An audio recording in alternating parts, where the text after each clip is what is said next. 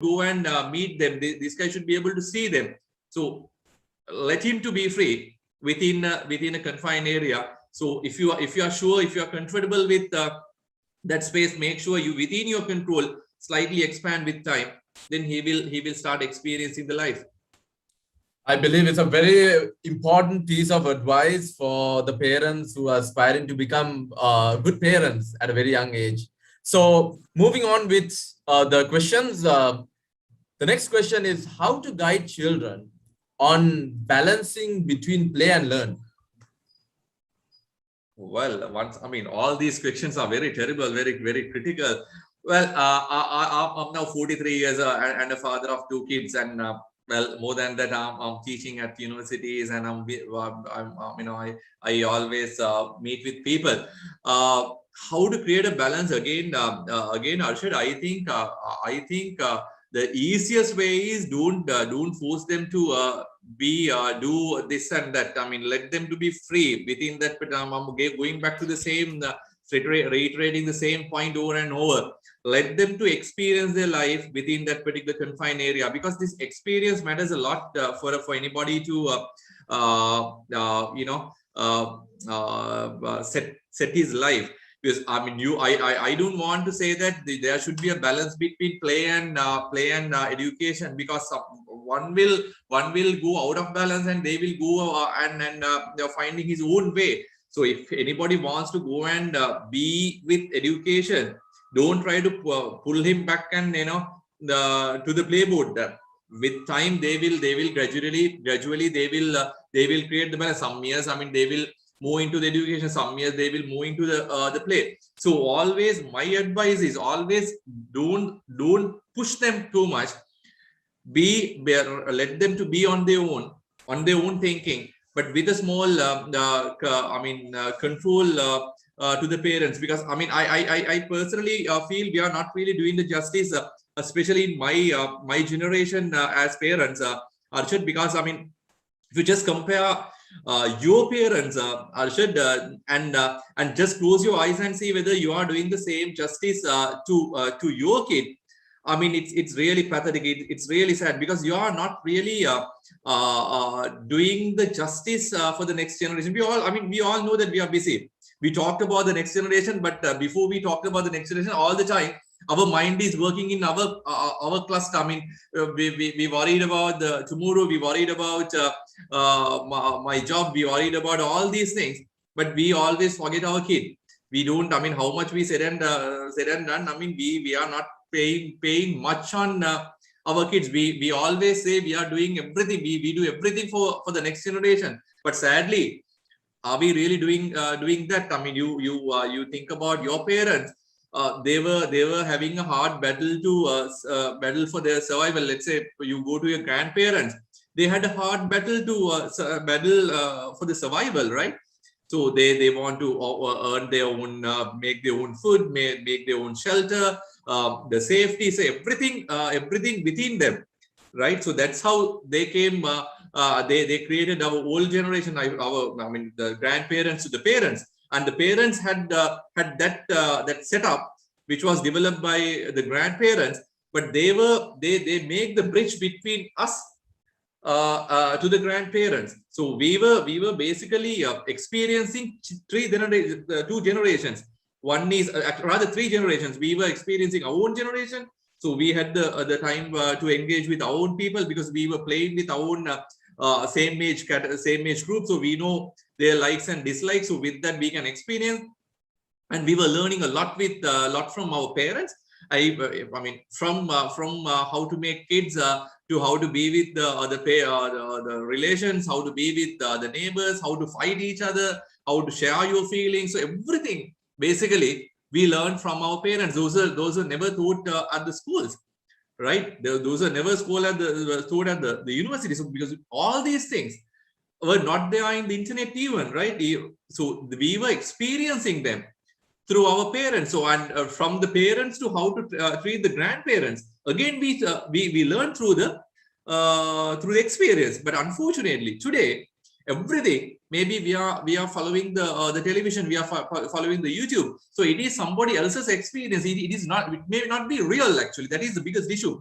I mean, some of these role models, some of these characters created in the YouTube, created in the social media, created through the public media, they are not real actually. We were able to be with real characters. Let's say I want to play, I know, okay, to whom I mean, with whom I'm going to play. I want to study, I know, okay, what is my pathway, because that we were following the real role models. Even we watch the TV, they were almost near natural. I'm not going to say natural, those characters are all natural, at least near natural. But today, many of these characters, sometimes the person who is acting for a school kid, maybe 25-30 years old, even that we are cheating the kid, right? So we are articulating the matter, and all these characters are not natural, they are artificial. So they are the things we experience, or not we, our next generation experiences. So if we forget this particular fact, and try to let them to be balanced by just following the YouTube, following the social media, following the mass public media, they will definitely head for a disaster, because they can understand how to balance themselves with compared to the talents and the skills that particular student has, because he never read himself. He was reading everybody. He was reading the YouTube heroes. He was reading the models from other countries. He was reading chief politicians, right? He was going through all these the television drama. So he or she getting the characters or the qualities from the social media, and all what he can see today, and he's building his own artificial character, which that character is not really matching with his own qualities, right? Let's say if he doesn't have any capacity of capability of playing cricket.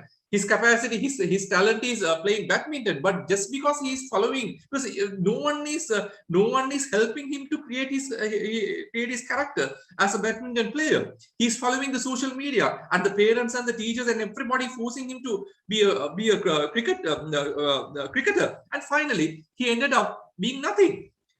So I mean, the first thing, first, I think he need to start reading himself. And as parents, we should pass our experience to them. We should, I mean, this is the best time. You're talking in the previous questions, you're talking about this pandemic situation. I mean, we lost, I could say that is the best time we ever got to articulate and formulate our family back, because we were busy with all the other stuff. Now we are looking each other. We worried about the kids. We are worried about the family members. We worried about the parents. So now we are rebuilding the links here and there. So I think this is the best time for us to rethink on what we did, and just close your eyes and say what your parents and the grandparents did on you.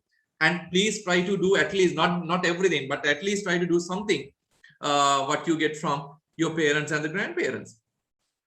Right. Going by the question, going by the answer itself. So whether we like it or not, we have been challenged with an era where the advancement of technology has taken up, but not by surprise, but it has taken up to a greater extent. So in terms of having this, let's say, social interaction amongst the family, right? In an era where there is rat race, where people are just, in the form of accumulating wealth, they are just leaving behind their children. So how important do you think is social interaction within the family, and how important is it, or how could a parent create this ambience within the family? Because yes, of course, we can relate it to the fact that it's important, but how do you think they should, right? How is that balance to be brought within when it comes to the parents?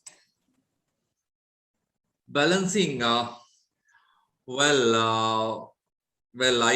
think I'm not the right person to answer the question, but in my way, I think more than you go and teach the parents and the kids, I think you should you should you should do a self criticism, or rather post-mortem on what you are doing. I think that from that you will be able to understand the mistakes you have done in the past. I mean, people do mistake. I mean, even myself, I have done a lot of mistakes in my life, so it is not a matter of making a mistake, but unfortunately, you have to understand that don't make your tomorrow as the same as yesterday.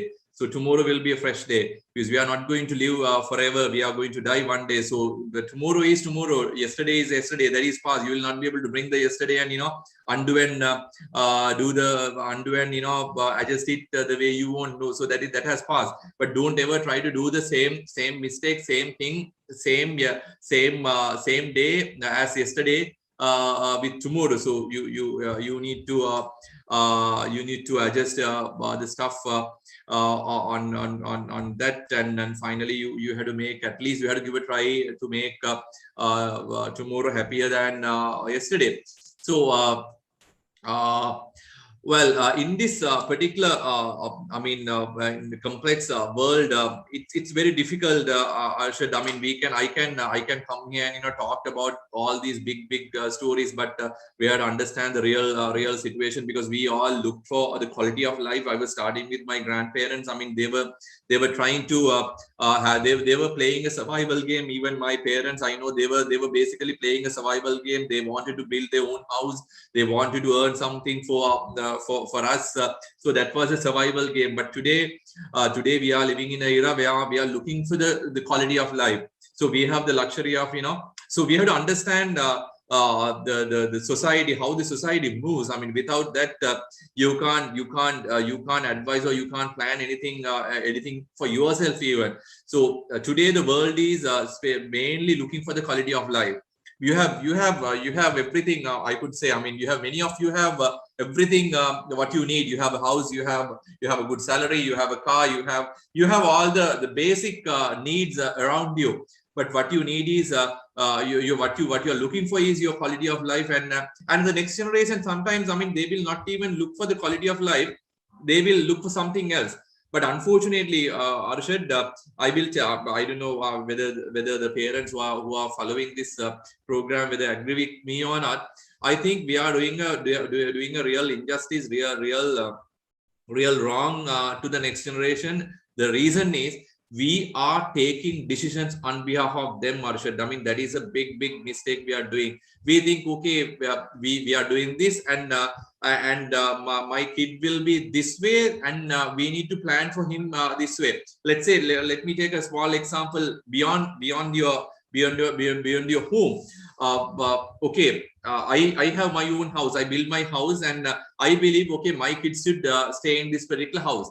That is in that, within that particular small decision, Arshad, I'm really restricting their needs, their likes and dislikes. Who knows whether when my kids grow, and I mean, when they become adults, whether they like to stay in a house like this, which was built by their parents. You talked about the country. We were creating concrete jungles. We create 100, 200 story building which can last 200, 300 years, right? And we say we are building for the next generation. Are we really doing right? The next generation, they will decide to go and stay in a jungle, right? So we people, we destroy all the jungles, and we say, okay, we are doing for the next generation. It is utter bullshit. I mean, those are the mistakes we are doing. Please understand, we are dying one day. Whether you are a Muslim or a Sinhalese, Buddhist, or a Christian, we all die one day.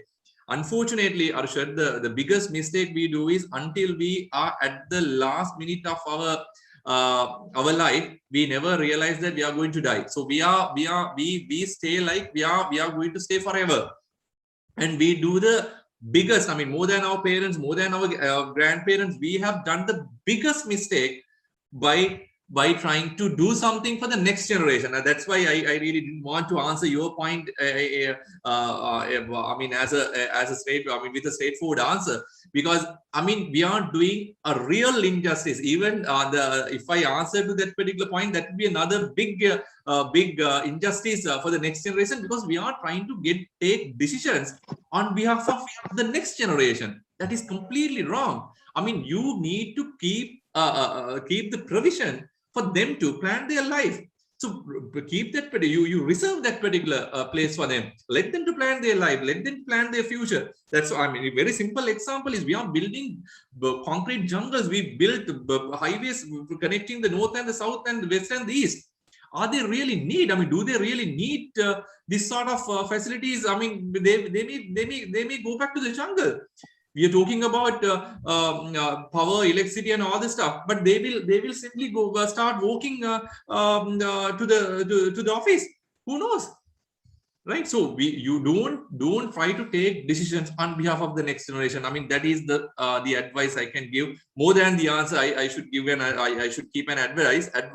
Please don't take decisions on behalf of the next generation. That is not. I mean, we're talking about the sustainability. We are talking about sustainable development goals. Even within that, we are destroying the term of sustainability. Sustainability is you always you enjoy your life. It is not that not to say that you go to the cave Veera, you have handsome leaves and stay in the jungle. That is not the sustainability says. You enjoy your life. You get the maximum, but don't ever compromise the ability of having the next generation or next generation having the comfort, next generation having their satisfaction when they become adults. So that is an advice, not an answer actually. Okay, that's perfectly fine. I believe that was certainly very, very insightful. And next up, we have a very long question, so I will read it out. It's a concern from a parent. Since the lockdown started, my kid, who's now in grade 3, has not been able to remember anything. But before that, she was really good in math and other subjects. Now it's all going backwards. Even a simple thing cannot be recalled when questioned later. They have online classes from the school, but it's only following the syllabus. This is really frustrating and alarming for us, as I have tried everything we know to fix it, but we are not seeing any improvement. What would you like to tell this parent, Prof? Arshad, this is really, really sad. It's really pathetic. I mean, we have to always should be able to see I mean, we always love to see the bad on everything. I mean, there can be small plus points everywhere, right? So, but whatever said and done, this COVID is drastically affected the education in the country. That we can't forget, because we were not with online education, but all the developed countries, even India, Bangladesh, they were with online education. But unfortunately, I could say this Zoom and team has killed the real education in the country today. Zoom and team. The reason is it was like a tool was came from the heaven, and every teacher, everybody trying to do something with Zoom now, right? So it is I mean, it's a mania at the moment. So everybody, I mean, all the teachers, I'm sorry, there can be a lot of teachers listening the program. I'm sorry to say, we are trying to. I mean, we have more free time. Those days we spend 3-4 hours traveling here and there. Now that time is free. But don't, just because you have free time, don't try to overload the next generation with classes and a lot of content. I think that is another big damage we are doing on the next generation. I think I am totally with that parent who has stated that statement. Yes, really unfortunate, because we were never knew about online education till the COVID come. So that's I mean, how much we say we are technologically advanced, we were not really educated in education. We never developed Arshad, that we had to understand for 30-35 years. Everybody, whoever started ruling the country, they wanted to destroy the education in the country. No matter what, we had I'm openly telling whoever, I mean, all the political parties, what they want to have a set of followers, but not intelligent community. If they created intelligence, they will not survive in the politics today. So they wanted to have set of slavers in the country, and for that they created the content. The content is super now. We are just pumping the content, but we are not really creating thinkers. We were not really creating independent thinkers in the country, and sadly, because of that, we were just following someone everywhere. Not the politics, I mean, from the politics to the office to the bus stand to everywhere. We are just set of followers, right? We don't respect the privacy of people. We don't respect the feelings of the other part. We are just following, blindly following, and that was created by the education system in the country. And that particular education system was created by so-called foolish politicians. We say they are foolish, but they are not really foolish. They are really smart. I mean, to tell you, to that parent and to Arshad and everybody who's listening to this program, just imagine. I mean, I was talking about this transferring the experience to the next generation. Arshad, you are a father. I'm a father. There are a lot of parents here. You just think how many of you try to create your kids in the same way you want you had your life, right? I mean, your kid never want. I mean, my kids, they never want to be a professor. They don't want to be a professor because they hate professors, because they can see me spending a lot of hours. I mean, I love to be with my family and my kids. It's a different story. But many of the kids in the country, they hate the father's profession because because of the parents' profession. The kids are suffering. I mean, you go to their hearts and see they really suffer. I mean, they never want to be a person like their parents. But there's one community in the country, Arshad, who their kids are really fond of being following their parents. Only one profession in the country. I'm not going to ask who's that. Can you answer, Arshad?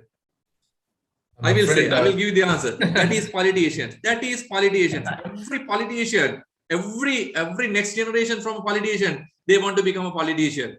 All the people who are in the parliament, the kid, they are trying to at least go to the Pradesh Sabha or the Nagara Sabha, because they have. I mean, we all say they are fully set of people who can't sense the sense. But please note that they are the people who can sense the community. They learn from the experience. We try to teach our students only the content, and we are trying to pump them the knowledge. But those people, I mean, you need to have a proper comparison. These are no longer, these are, we should not hide the fact and talk. I mean, we should bring the fact on to the podium, and we should start talking about these facts. I mean, this is a comparison you need to do and say, do and check yourself whether you are doing the right or wrong, because those people, they are experiencing the life. They are experiencing the community. They are experiencing the nature. I mean, that's why they next day they go and cut the Singharaja and Vilpattu, because they have experienced the nature. But our people, we never let our kids to experience. My answer to that particular parent, I'm sorry to say, education is not the knowledge, right? You can't give the education only by giving the knowledge. That is wrong. I mean, if you want to get the knowledge, here it is. The phone, within the phone, inside the phone, everything under the sun will be there inside the phone. But that is not education. You think about yourself. You think about your school time. You studied for your O level. Yes, you passed the O level. You tell me what is the percentage of knowledge you transfer from O level to A level? Will be about 5 to 10%. Rest, I mean, you just kept at the grade 11 classroom door, and you went to A level class, and you did A levels for 2 years, right? And what is the percentage you took from A level class to the university?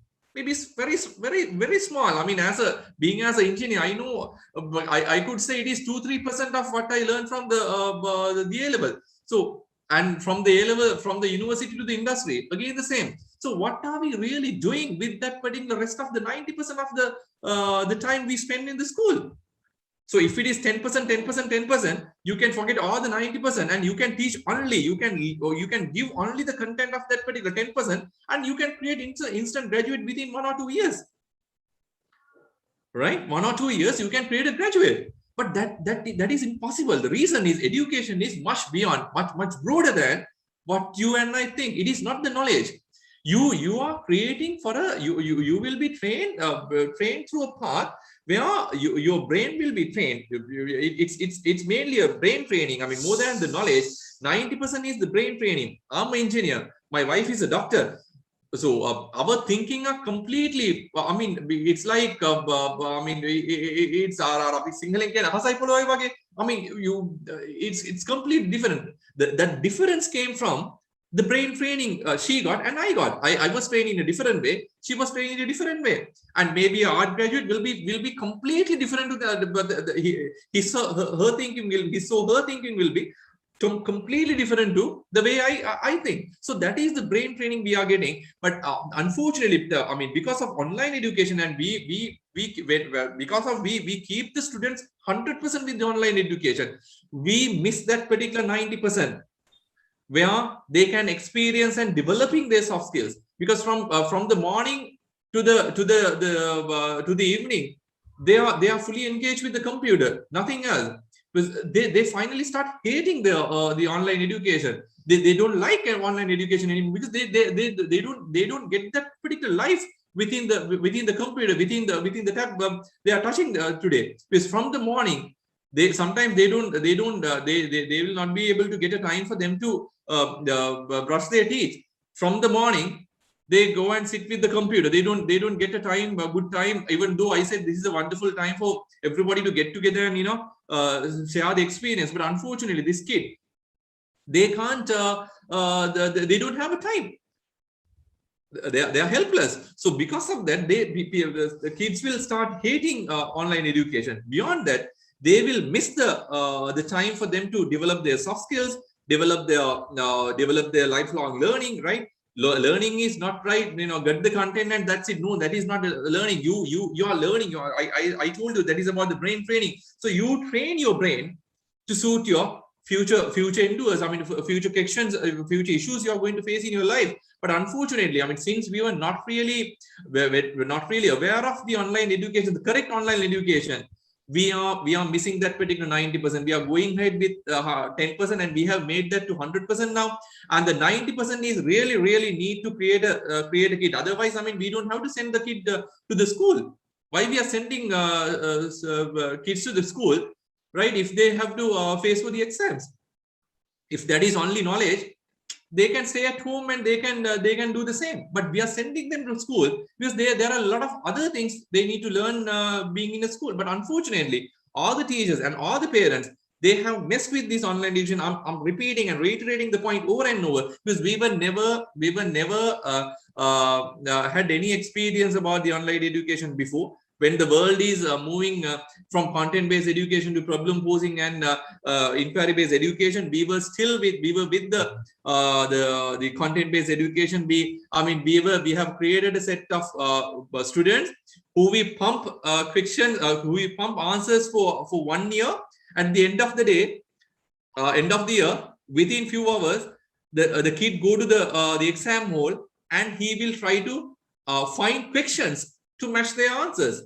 So they are full of answers, but they don't know how to match these answers with the question. That is what they do at the exam. So we are not really giving them the questions and try to solve them themselves. No, that is not what we do. We keep on pumping the answers for 1 year, and within few hours, the kid goes to the exam hall and try to find the questions for the known answers. So that was the education system in the country. That was not the education system in the rest of the world. And suddenly we had this COVID situation, and we are at a mess. I fully agree with that parent, but they have a role to play.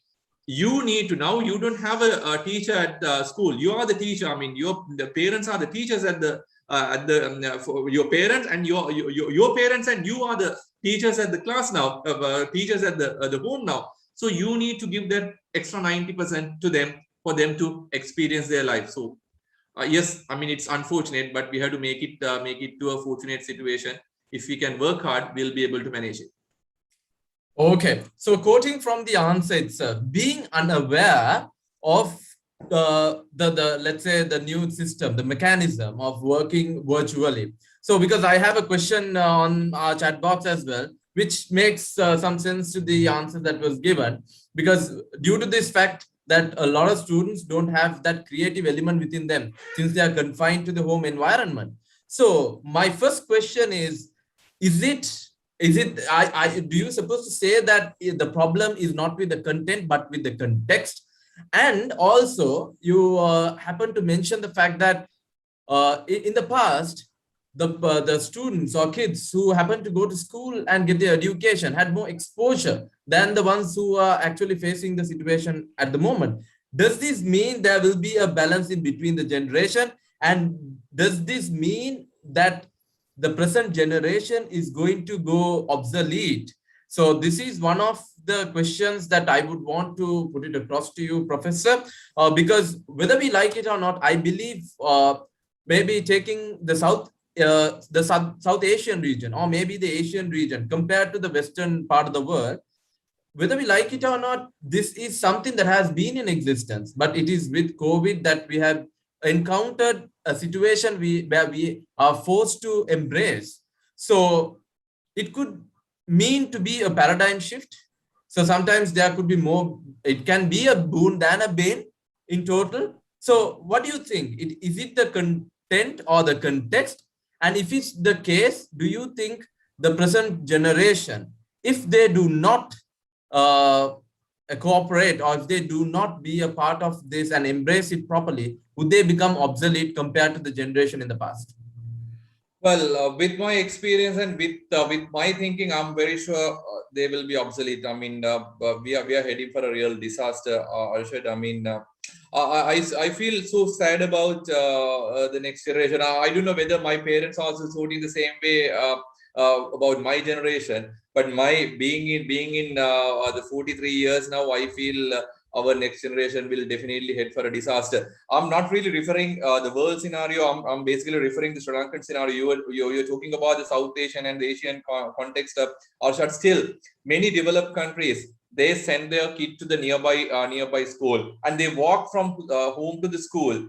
Not that they don't have a vehicle to take the kid to the school, but they forcefully let the kid to take a bicycle or walk to the school. The reason is, while they're walking, they will be able to experience the nature, experience the society. So that experience matters a lot. I mean, all these developed countries, they know the value of experiencing all these stuff. But unfortunately, you compare the Sri Lankan situation because of these foolish decisions and foolish system change in the country.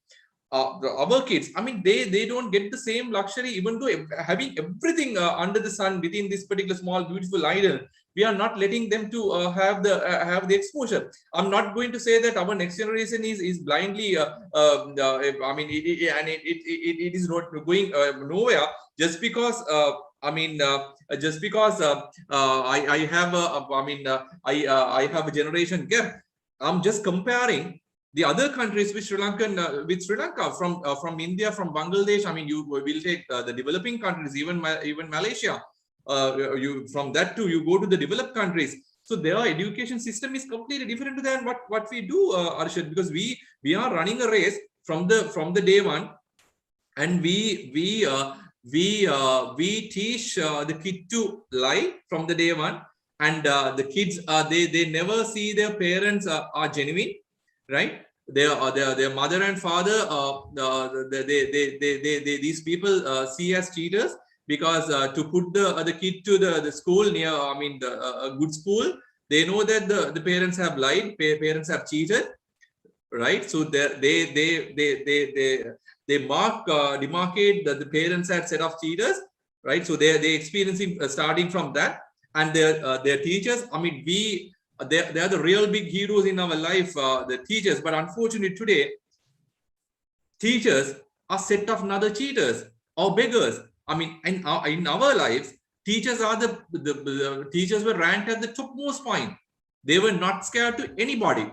They are the most independent set of the creatures in the country. But today, I mean, just think, all the teachers. I'm sorry, there will be many teachers in this particular audience, but just touch your heart and say, for your transfer, for your next promotion, right? You will go and just do shopping for your boss, or maybe a cheap politician, and you advise your kid to be brave, to be to have a strong backbone, right? So you can't, how can you advising your next generation to have a backbone while you don't have a backbone? right? Everybody are working as slaves. So there, the kids are basically experiencing the parents, and finally we are heading for a real disaster. So no matter what I mean, it's not about the education. I mean, it's not about the content we teach. I mean, as Arshad said, it's not about the content. It's not about even the context of what we teach, but the way we teach. That matters a lot. That matters a really matters a lot, because I mean, I always say education is not all about the content. It's not all about the context, not about the knowledge. It's about the experiencing. So they experience, even how much you think that these people are not really following you, they are really following you. They really looking behind you. So always I have seen my kids. I mean, I never thought that they are following me. They go and checking. I always believe that they are small kids, but still they come and check what I do with my laptop. They will come and check what I do with my mobile phone. So we have to be very careful. I mean, once we get to know these things, we have to be 100% transparent for these people, because they're teaching. They're learning from us. So we have to be a good set of teachers. To become a good teacher, you first need to have a proper backbone.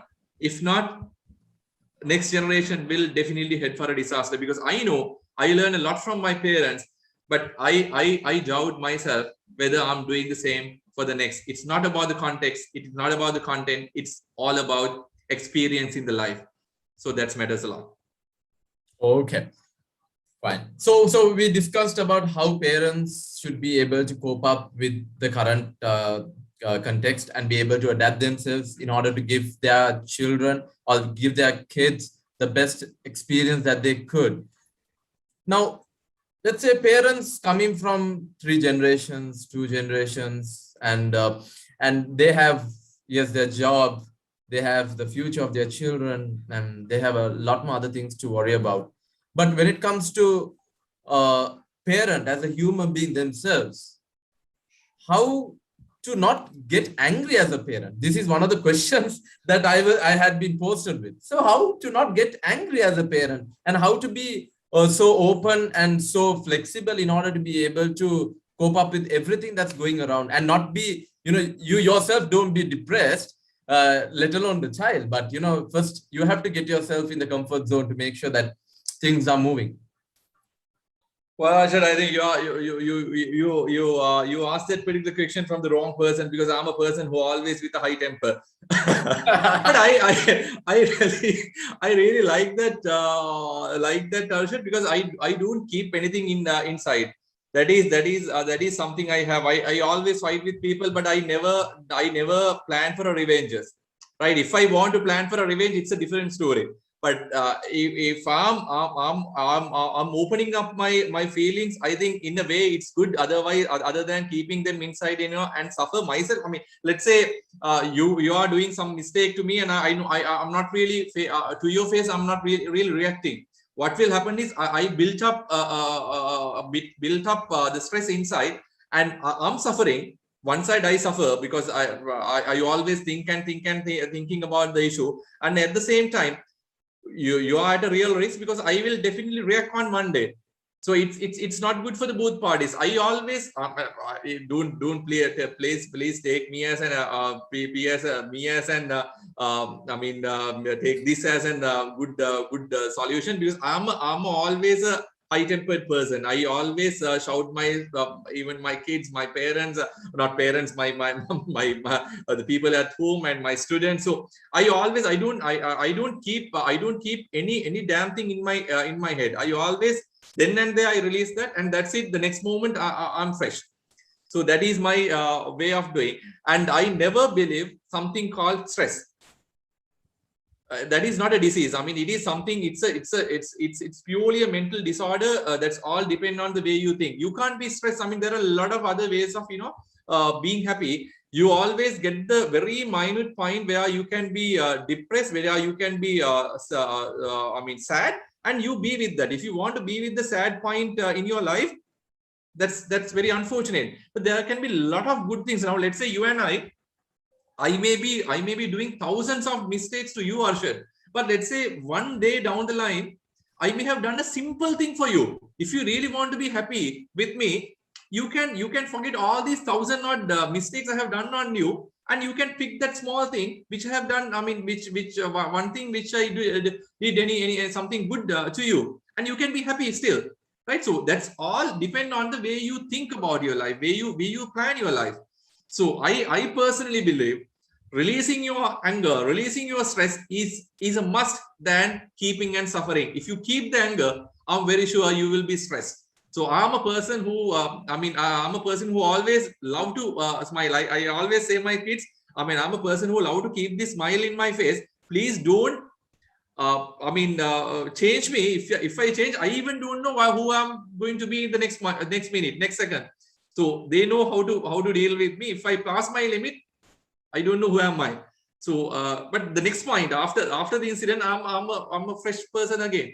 So I have a lot of other things than being with that particular the life, because my satisfaction is not limited to one or two. It's everywhere. So I can always spend my time, because as I said, yesterday is yesterday, tomorrow is tomorrow. So the past is past. The future, I'm living with future. I'm not a person who wants to be with the past. Okay, so quoting from something that you told at the beginning with regards to the children looking up to you as a role model. So in this case, where let's say, yes, of course, releasing stress and not being under depression actually helps, which we agree. So how do you think a kid would actually receive it? The reception of the kid to this, and what sort of let's say a blend would that actually take in that growing stage of kid?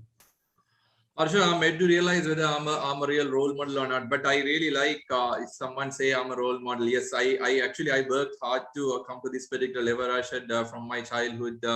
Even my parents, my family, my wife. I mean, everybody sacrificed a lot to create this creature who's today. That's a different story. So yes, I spent a lot. I worked hard to create this particular Rangika role model. If you really feel me as a role model, but the advice for the next generation: don't try to be another Rangika. I mean, that is a big mistake if you try in your life, because in my life I may have copied thousands, millions of people. Everybody who I met, I'm copying. I mean, that is my way. From my kids, my students, to from the president to the last level of the society, I'm experiencing. I'm studying. I'm copying. But copying and imitating are two different things, Arshad. I never want to imitate anything. I love to copy. I mean, I'm a person. I'm copying. I'm still studying the people. But I never want to imitate anybody. I want to be myself. I'm Rangika now. I don't want to, the way I dress, the way I'm the from 1994. No one has touched my the hair and the beard. It's myself. I do everything by myself, because I want to have that particular uniqueness in my life. That's a different story. But I never want to copy. I never want to imitate anybody. But I will keep on copying people until the day I die. Imitating and copying is two different things. Copying is not really copying and pasting, Arshad. You copy, you put it here, put your sense, put your small sense, and apply as something belongs to you. If you copy and paste, it is not really belongs to you. It is imitating. You're copying this and pasting here. If you copy, put it here, add your sense, and apply. That is copying. That is the real sense of copying. But what is Control C and Control V, or Control X and Control V, will create imitating, and you are trying to imitate someone, and that will create always you create one level down. Let's say if you start imitating Rangika, I'm very sure you will step one step below me. How much you try, because you're always following me, right? But if you start copying me, definitely you will be 10-15 steps above me, because you are yours at the moment, right? Once you reach that particular level, you are not Rangika, you are Arshad, and you are somebody else, right? So if you try to dress like me, talk like me, stuff, and always you will be one step below me. So I always recommend you to, I mean, there will be many people. Don't always try to pick these big shots as role models. There can be millions of people around the world. I mean, we have 7.8 billion, but you every day you will meet a lot of people here and there. Not even people. I mean, from the nature, from the animals, there will be a lot to learn, right? You start learning. You start copying every possible, but don't try to imitate them. You try to create your brand. So it's not that easy. It's not that cheap to create your own brand. But once you create your brand, you will realize, okay, you are a person now. You are the person, not a person in the world. Don't try to be a person. Try to be the person. Be that particular person. Then that's it. Okay. So, Koti, with regards to imitating and impersonating and being the person, how important is it to build a brand at a very young age? Because now mostly when students or kids, when they grow up to be to a particular age where they understand, and sometimes some kids, some children do not want to look back at their past, because sometimes their past must be haunting them for them to progress in the future. So how important is it for a parent to be able to develop a kid in an ambience where brand is a very important component that needs to be built from its early stages? Well, I think to build a brand, there's no age limit, Arshad. I mean, that's all depend on your talents, and that's all depend on the way you read yourself, Arshad. I mean, that is very much important. If you can read yourself at the early stage, you can create your own brand at the early stage. I mean, we'll take this YouTube, social media. You may have seen some people trying to create their own brand at the age of 60, 70 years. Still, some people can't make the brand. I have seen young kids who have just entered to YouTube just by understanding themselves, just by understanding their talents. Overnight they become stars in YouTube. I mean, we are in an era where the social life doesn't have any privacy anymore, right? I mean, I always love to have that particular privacy and respect the privacy of the other people. I was not doing that in the past, but I mean that has to be there. Everybody should have to have a privacy among themselves. If not, they don't have a life. I mean, they can be big heroes, they can be big brands in the world, but if they don't have a privacy, what this? I mean, that is only what they have, which is only belongs to them.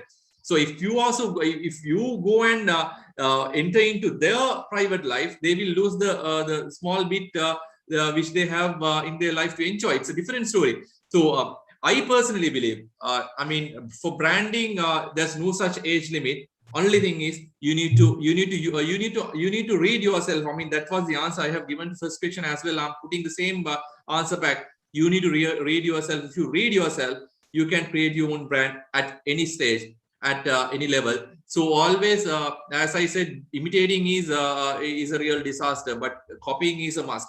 You copy and you can become a real brand one day.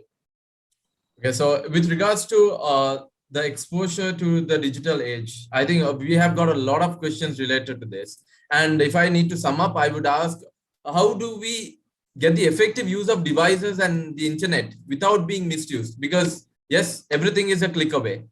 So our children have been exposed, and yes, of course, there could be measures that could be imposed by the parents, but not around the clock all the time. So how does this actually happen? And is there something that they need to initially embed in the minds of the children so that they grow along with it? Or are there any other alternatives?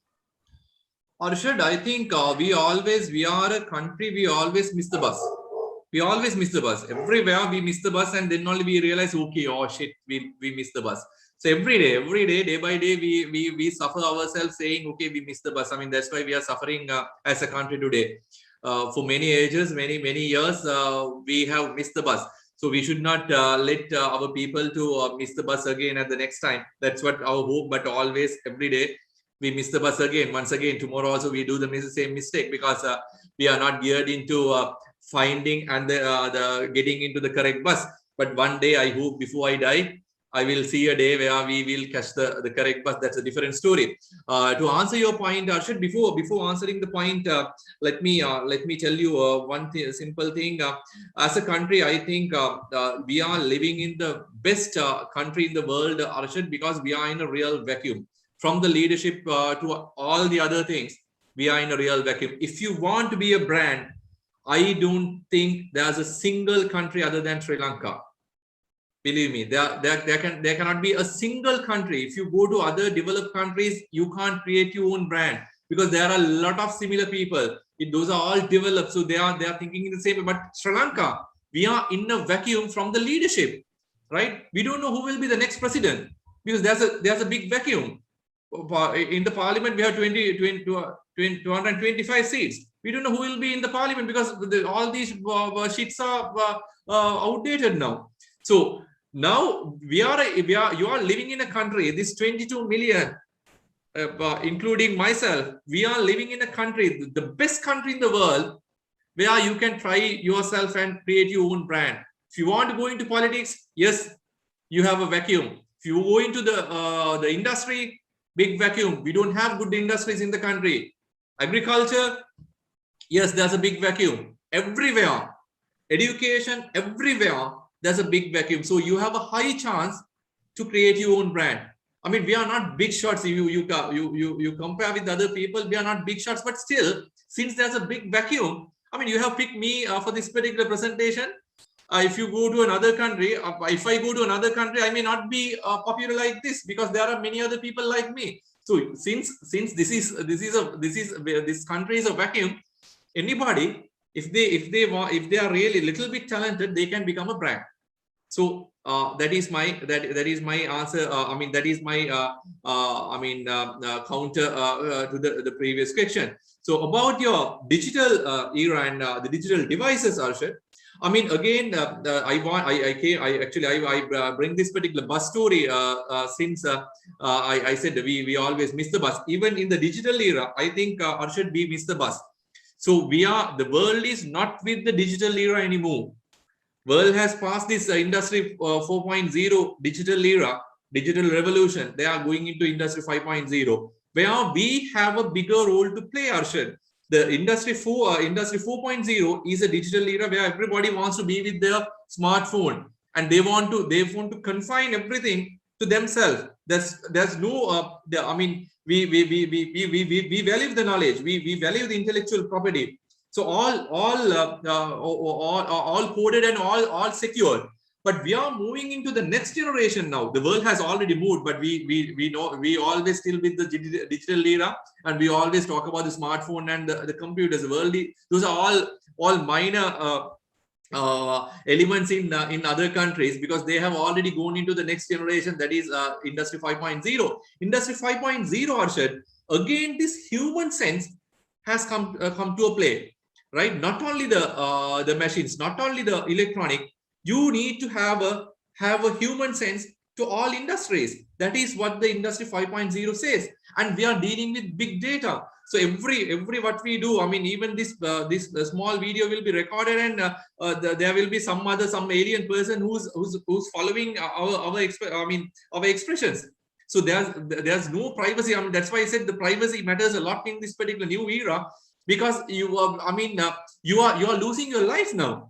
Right. So once again, the data is free. Everybody, it's a matter of processing the data and give the best what they want to do.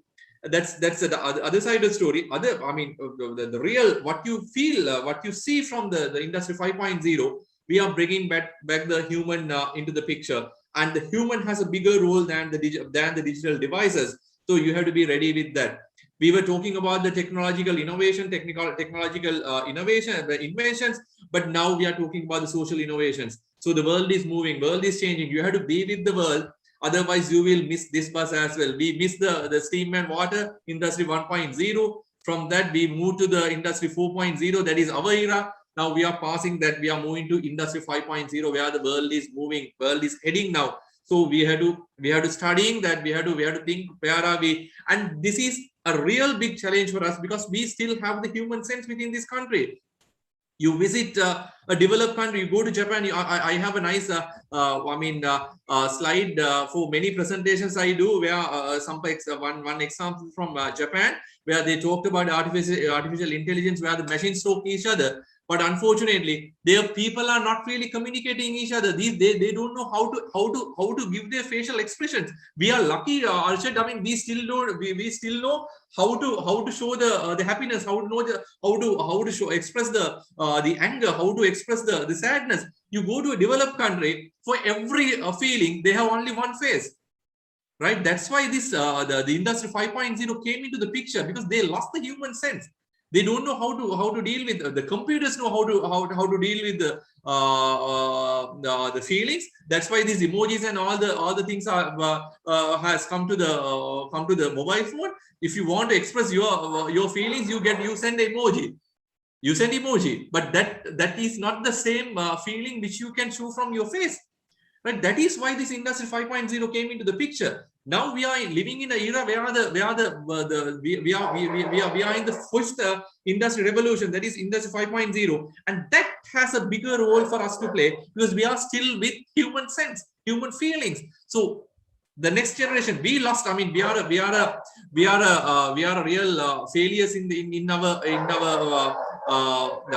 lives, Arshad, because we failed. I mean, we failed to achieve what we wanted to have. But we should not let this happen to the next generation. So we have to empower them. We have to give them the real sense. Let them to if you want to use if you want to train your kids to use the devices effectively, let them to be with the world, rest of the world. Don't be with this island mentality. I mean, all the people, even who went to other countries, they did the PhDs, and they when they touched the Sri Lankan land from the Katunayake airport, they again go back to the Sri Lankan mentality and island mentality, and they want to stay in their cells. Please don't give this bad attitudes to your generation. Let them to be open-minded. Let them to express their feelings openly. You have a better future, because we are in the era that is industry 5.0, where the human has another new role to play. Right. For the benefit of those questions that I have received in relation to, let's forget about the parents for now and then move to the children. Well, when it comes to the kids, now we know that we have lived in different generations and we happen to see a lot of things that's happening around. But for those kids who happen to be newly introduced to the world, and they tend to sometimes find it difficult to embrace what is happening around. Now, even now I got a question saying, children, they're stubborn, right? And people, I mean, children, they get angry soon, and sometimes they're mentally disturbed, right? With everything that's going around, because parents don't know on one hand what to be done, and children on the other hand, they know, okay, fine, this is a task that needs to be completed, but I'm afraid that I'm unable to do it because I'm not being given proper guidance, because our parents are from a different generation. So here, is it always the case, or if we give if you open up that avenue for that child to explore, like what you quoted in your talk, will that turn out to be a benefit, because they have not lived in a different generation? So this is not something that is going to be new to them, but something that is, just part and parcel of what they are likely to expect in the future. One simple clarification. Yes, some students are stubborn, but what is the meaning of that? What is the definition of that particular word, stubborn? But I personally believe we should not measure all the kids with one single yardstick. Maybe their education don't ever bring one single yardstick and measure and say, okay, these are good and they are bad, others are bad. And their attitudes and their behaviors again don't demarcate saying, okay, this is the level. Those who are above, they are good. Those who are below, they are bad. I mean, they have different talents. What you need to do is you patiently. You don't have a patient actually. That is the biggest issue. As parents, we are busy with everything, and we don't have. And even the teachers, I mean, they are busy with their content. I'm sorry to say. I mean, I'm not really scolding you, because you are loaded with the content, and you get mad by seeing a student doing something annoying at the class, because you don't have time to spend an extra minute for that particular kid, because you are loaded with your content. Your duty is to now anyhow make sure with cover the syllabus within the given number of hours, because you can't spend an extra minute or it's not a waste actually. It's you can't invest. I'm going to take the word not a waste, but you can't invest an extra minute for that particular kid. If you invest one single extra minute, you will be able to read the guy and try to get what hidden inside him or her, right? But unfortunately, because since everybody busy, I mean, from the parent, we are always comparing. Let's say I have two kids, I'm comparing the elder with the junior, right? And say, okay, this is good, this is bad. We never want to go to the bad guy and say, okay, why he or she is bad, because we are busy. We don't want to invest our time to find out the nature of that particular student. At the class, it's terrible, because we have more than 35 students at the classroom. At a class, we have only 45 minutes to spend with them. Within that 45 minutes, if you spend 1 minute for one kid, you will not get time to teach the content. So we are in a trap, Arshad. I mean, we have to understand we are in a real trap. We were trapped, and these kids are measured in one single yardstick that was set by set of I'm not going to call who have set, but anyway, you have to understand why they have set this thing, and finally we are trying to put them all into one single basket, right? We are trying to put them all into one single basket and say, okay, see, I mean, this basket is with good people, and the rest all are bad. So we are doing the screening from the education to their personal life, to their physical health, to their mental health, for everything, right? From the things they eat, from the things they wear, everything we grade based on one single parameter, but we never investing a single minute to study the guy and try to value the hidden talents behind them. Maybe we fail to study them, not that they fail to express their feelings. They are expressing their feelings, and we are not following them. And finally, we say the student is stubborn or the kid is stubborn because we are not studying the kid. I mean, even though I say I do the same mistake, I think we have to gradually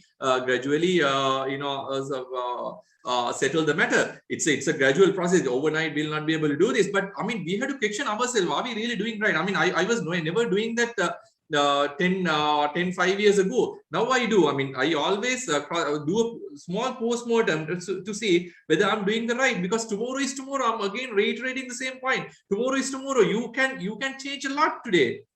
You try to be a different person tomorrow. And I mean, if I'm successful, only if you can rethink and do a small post-mortem about the person who you are today. Then with that, you can plan your tomorrow. So don't try to be the same person tomorrow who you were today. So you try to be a different person. Maybe you fail. And also other big problem, Arshad, we don't want to fail.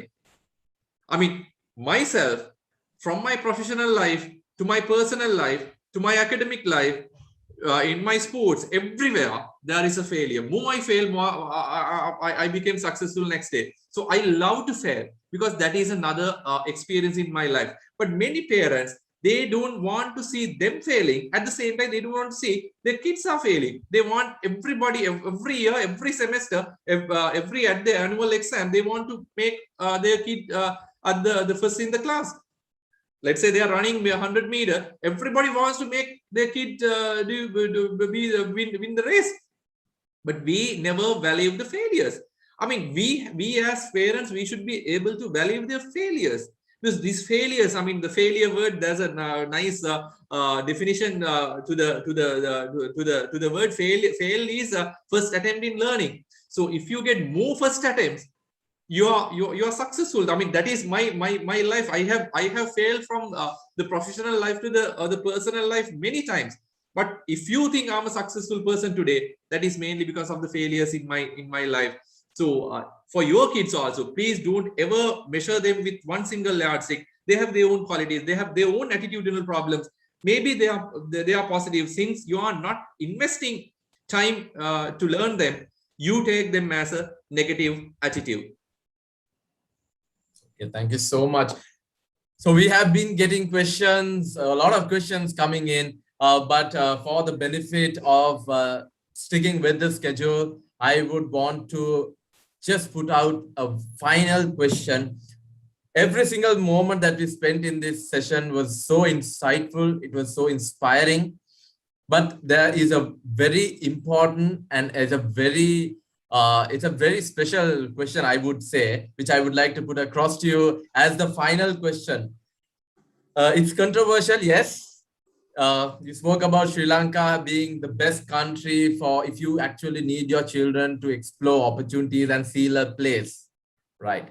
So there was a question, and is it true? Do our children have a future for real in Sri Lanka? And is this possible with all this bureaucracy that's around? And in reality, is it possible for our children to make a place in this nation? And what would be your final message to our parents before we conclude? You have put me into the real trouble now. Well, in simple sense, nutshell, you're basically asking whether they should stay or leave, right? So that is what you say, right? Whether to stay or leave. I mean, until let's say until year 2000. I mean, let's say until, I mean, I'm not going to tell the date, but until recently, I never want to say anybody to leave the country. Whoever, I always advise. I mean, this is the blessed country, not the best, blessed country. Please stay here and try to do something for the country. But today, I'm not going to say that. If anybody wishes to leave the country, please, you're free, please go. Then we will not get 22 million in this particular country, beautiful country, Arshad. We will get lesser than 22 million. Who really wants to make the change, who really wants to get the challenge and change the country. With that, let's say 10 people, we will be able to build another country. I'm a person who believes I'm never going to step the country, not because I don't have any other opportunity in another country. I'm working with many other universities, many other countries, but still, I can't find a single country like Sri Lanka, because this is the country, this is my country, and I will not be able to find another country which is similar to this. So anybody wishes to leave, I'm not going to stop them. Please leave. If you are not willing to take the challenge, I said this is a vacuum. This is really a vacuum. I mean, a country with a lot of vacuums. If you are not willing to take a challenge in your life, please, the airport is open. I think you can leave. Then there will be a set who wants to stay in the country, who deserve to stay in the country, who can take the challenge, and who can spend an extra mile to change the country. Let's say that is 10 people. I still want to be with that 10 people and look for a change. So that is what I believe. And I'm not going to request anybody to stay here or leave the country. Those who wants to take the challenge, please stay here. And I'm very sure, because I still believe we can change the country. It is not because of the foolish politicians who are ruling the country, because we have everything under the sun within this blessed country. But unfortunately, whoever has given everything, but one thing was not given, that is the intelligence to select the correct bus. We always miss the bus. But there will be opportunity, there will be a chance for everybody who is going to stay here will catch the correct bus, and that is not far. If you want to change the country, if you want to die in a developed country, that is still possible, Arshad, because we have everything. Within few days, within few months, we can turn upside down, because we have the best brains in the world. No matter what, I mean, you go to these developed countries, I know how struggle I'm going through to teach a simple thing in these so-called developed countries. But our students, sometimes we don't have even a blackboard and a chalk. Still they can understand, because they are really brainy, they are very creative. Our brains are to the maximum, but unfortunately we are lazy. Our people, they go to Japan, they go to other countries, they spend 18 hours per day without sleeping. They sleep only 2-3 hours, but in Sri Lanka, they can't start their work at 8 a.m. They're not doing enough to the country, and they blame the 225 fools in the parliament and say These, I mean, look, they are the people who are ruining the country. No, not that, not those 225. It is 22 million in the country who are destroying the country because we are not really giving enough back to the country, because I was fed and told by the poor taxpayers in the country. So I have a real big responsibility to serve the country back, because I'm with that particular responsibility. That's why I'm always shouting and talking and trying my level best to make the country, not because I have something to earn back from the country, but more than I earn, I have a duty on my shoulders. Every 24th, 25th in the month, my shoulders are getting heavier because I'm about to get another salary. So I have to I more and more owe to the country. So we need to have that particular mentality. If you can go to another country and pump petrol in a petrol shed, why can't you do that here? Why you always look why you are always waiting until someone comes and do your work? So you have a responsibility. You have missed your responsibility. You're always pointing your finger to another party and say this country is not going to develop. This is not going to develop just because of you. That's why I said, if you feel you can't stay in the country, airport is open, you can leave the country. If that is 10 who's going to stay in this country, I'm going to be the 11th person, and I'm definitely going to make this country, because I want to die in a developed country, and not that I want to go and migrate to another developed country. I want to die in this beautiful, blessed country, and that should be a developed country on the day I'm going to die. So I'm trying for the best, not praying for the best. So anybody who wants to develop the country, you try for your level best. Don't try to pray until someone else come and do the justice for yourself. So you need to do your best, not to pray not to pray, but to do much as possible. So, ladies and gentlemen, that is all the way from our featured speaker for today, Professor Rangika Halwathura.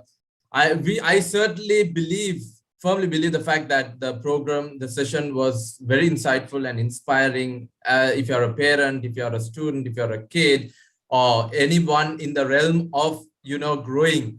So the Hour to Power is powered by the Limojo TV, and also it is being collaborated by the Modern Learning Studio. So on behalf of Limojo TV and the Modern Learning Studio, I take this opportunity to extend my sincere gratitude to our featured speaker, Professor Rangika Halwathura, for having shared his insights and all important information. I would take every single information is important amidst his busy schedule. So thank you so much once again, Professor Rangika Halwathura, for sharing your inspirations, for sharing your ideas with the show for today. And moving on, as the program, the talk show is powered by the Modern Learning Studio, which is a 21st century skill learning center. We would like to have an introduction to the center for your perusal.